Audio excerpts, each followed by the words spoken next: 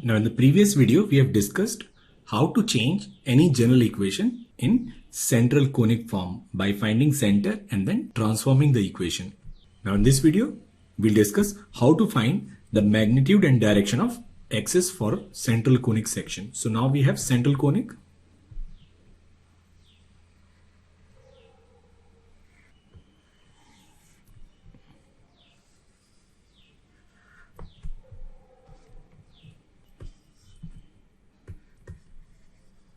Now again in transformation of axis, we have studied rotation of axis. In one of the videos, we have discussed how to eliminate the term containing xy. So here we'll not prove that result. We'll use that result directly. I'll provide the link to that rotation video in the description below. So condition was, if we have to eliminate this term containing xy, then we'll need to rotate the axis by an angle theta such that tan 2 theta is 2h upon a minus b. Now we know that tan 2 theta is 2 tan theta upon 1 minus tan square theta, and let this be some constant and say this constant is some value. So we can write this equation as tan square theta plus 2 lambda tan theta and then minus 1 equals to 0.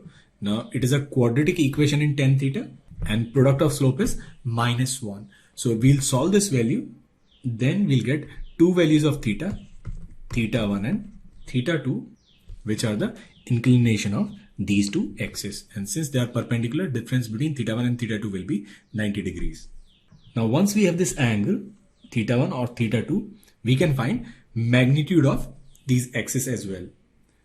So in polar coordinates, if this is origin and this distance is say r, then this point is r cos theta and r sin theta. So we'll put this point in the equation, then we'll get a r square cos square theta plus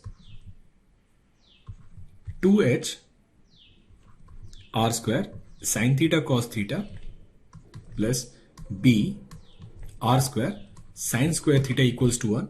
Then we can write r square as 1 upon a cos square theta plus 2h sin theta cos theta plus b sin square theta. Now we'll put the value of theta 1, we'll get the length of semi-major axis, and if we'll put theta as theta 2, we'll get length of semi-minor axis. So from here we can find length of major and minor axis of this ellipse. Now let us take up an example. Say for example, for this curve, which is 14x square minus 4xy plus 11y square minus 44x minus 58y plus 71 equals to 0, we'll need to find its center, length of its major axis, length of its minor axis, and we need to trace this curve as well. So the first thing that we'll do is we'll find its center. So we'll partially differentiate this equation with respect to x. So we'll partially differentiate this equation with respect to x. We'll get 28x minus 4y minus 44 equals 0. That is 7x minus y, and it is equal to 11. Now we'll partially differentiate the same equation with respect to y. We'll get this equation as minus 4x plus 22y minus 58 equals 0. So we'll get this equation as minus 2x plus 11y, and this is 29. Now we'll multiply this first equation by 11 and then we'll add them. So 77 minus 2 is 75. So we'll get 75x and it will be 121 plus 29. So that should be 150. So value of x is simply 2. Now we'll put x as 2. We'll get 14. 14 minus 11 is 3. We'll get value of y as 3. So center of this conic is at 2, 3. Now we need to find equation of central conic, and for that we need to find the value of k, and we know that value of k is g alpha plus f beta plus c.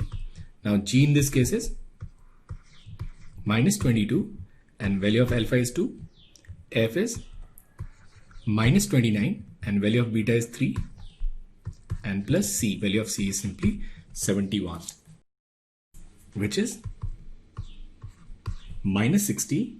So equation of this conic, when the origin is shifted to its center 2, 3, will be 14x square minus 4xy plus 11y square minus 60 equals to 0, or we can write this as 14x square minus 4xy plus 11y square equals 60. So that is the equation of central conic. Now first we need to find the angle at which axes are inclined, and for that we know that equation is tan 2 theta and it will be equal to 2h upon a minus b. So we can write tan 2 theta is 2 tan theta upon 1 minus tan square theta, and it will be equal to 2h. Now what's the value of 2h? 2h is simply minus 4 and a minus b. So a minus b in this case is simply 3. So here 2 and 2 will cancel. So we'll get 2 tan square theta minus 3 tan theta, and then minus 2 equals 0. Now we'll solve this equation. We'll get two values of theta. So we'll get tan theta is either 2 or minus 1 by 2. So one of the angle is theta 1, which is tan inverse 2, and the other angle is tan inverse minus 1 by 2. So these are the inclination of axis of this central conic. Now we'll find magnitude of major axis and minor axis. So we'll replace x with r cos theta and y with r sin theta. So we'll get 14 and be r square cos square theta minus 4 r square sin theta cos theta plus 11 r square sin square theta equals 60. So we can write this r square as 60 upon 14 cos square theta minus 4 sin theta cos theta plus 11 sin square theta. Now we'll divide it with cos square theta. So we'll get 60, and then here it will be secant square theta. We can write it as 1 plus tan square theta, and this one here it will be 14 and minus 4 tan theta and plus 11 tan square theta. Now for major axis we'll put tan theta 1 and we'll put tan theta 1 as 2. So we'll get this r1 square as 60 into 1 plus 4, and it'll be 14 minus 4 into 2 8 plus 44. So it'll be 60 into 5 divided by 50. So this value is equal to 6. So we'll get r1 as under root 6. And if we'll put tan theta 2 as minus 1 by 2, we'll get r2, and we'll write this as 60, and then 1 plus tan square theta. 1 plus tan square theta will be 1 plus 1 by 4, and will be 14, and then plus 2 plus 11 by 4. So it will be 60 into 5 by 4, and it will be 16 into 4, 64, 64 plus 11. So there will be 75 upon 4, then this value is 4. So value of R2 is simply 2. So for this central conic, which in this case is an ellipse, because if we'll check h square and AB, h square is less than AB. So this equation, it represents an ellipse. So length of major axis, it will be simply 2r1, and there will be 2 root 6, and length of minor axis will be 2r2, and there will be simply 4. So this is how we can find inclination of the axis, and we can also find length of major axis and length of minor axis. Now we can draw this ellipse. So first we'll draw the axis. Now we know that center is at 2, 3. So center, it will be at 2, 3, and axes are inclined at an angle tan inverse 2 and tan inverse minus 1 by 2. Now tan inverse 1 is 45 and tan inverse root 3 is 60 degrees. So it will be little more than 60 degrees. So we'll draw axis at an angle tan inverse 2 and then we'll take a line which is perpendicular to it. So there'll be its minor axis. Let the center be at C. Now we'll mark the 2 points A